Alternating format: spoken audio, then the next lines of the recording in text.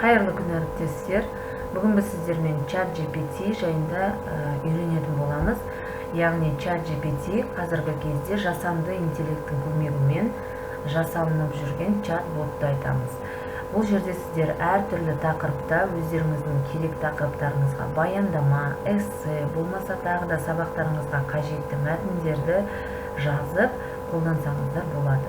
Ол үшін біз Google аккаунтқа кіріп, поисковой жерге жазамыз ChatGPT деп жазамыз. Шыққан ең бірінші сілтемеге кіреміз. Бізге кірген кезінде осындай беті ағылшынша тұрады. Оны біз өзімізге қажетті орыс тілге аударып аламыз. Менде осылай автоматты түрде шығып тұрады.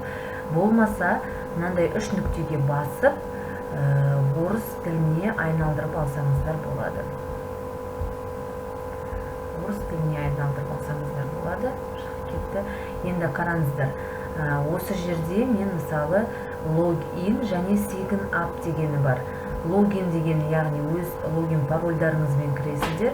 Sign up деген жаңадан тіркелім жасайсыздар. Мен өз аккаунтымен тіркелім жасап қойғам. Сіздерге sign up айта өтейін. Бұл жерге басқан кезде сіздер Google аккаунттарыңызды таңдайсыздар. Және паролін жазып кіресіздер. Кіргеннен кейін аты жөндеріңізді, туған күндеріңізді сұрайды.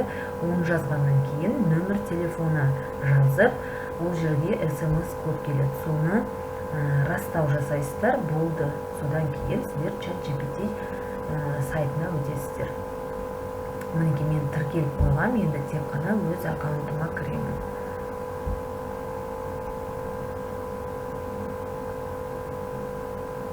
Менің өзімнің бетім ашылды.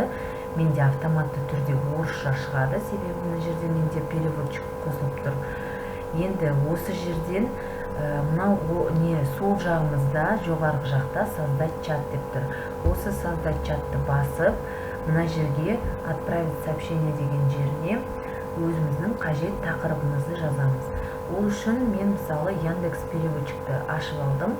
Осы жерде орысша жазсақ та болады. Қазақшадан орысшаға аударып алып, өйткені ChatGPT қазақша тілін көрмейді әзірше. Мысалы, мына жақтан ағылшынша емес, орысшаны таңдап қояйық. Мен мысалы жасанды интеллект деймін.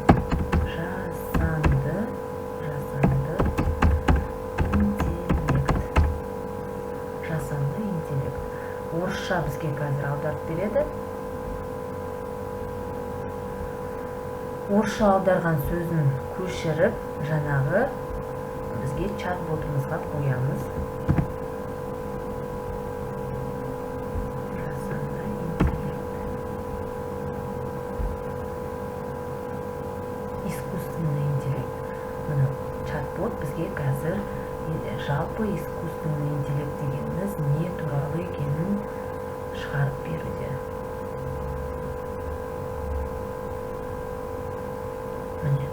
Барлық жасанды интеллект жайында бізге ақпараттарды шығарып берді.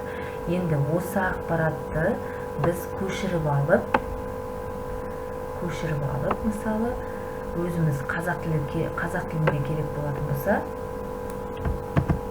көшіріп алып, жаңағы Яндекс переводчигімізға қоямыз. Бізден орысша болды. Енді орысшасын қоямыз да қазақшаға перевод жасап аламыз. Неге Яндекс переводчик? Себебі бұл жерде бізде перевод символдары өте көп.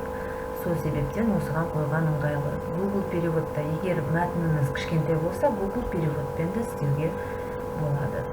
Жақсы, игіліктеріңізге жарасын. Сіздермен болған Назым Қырбаевна.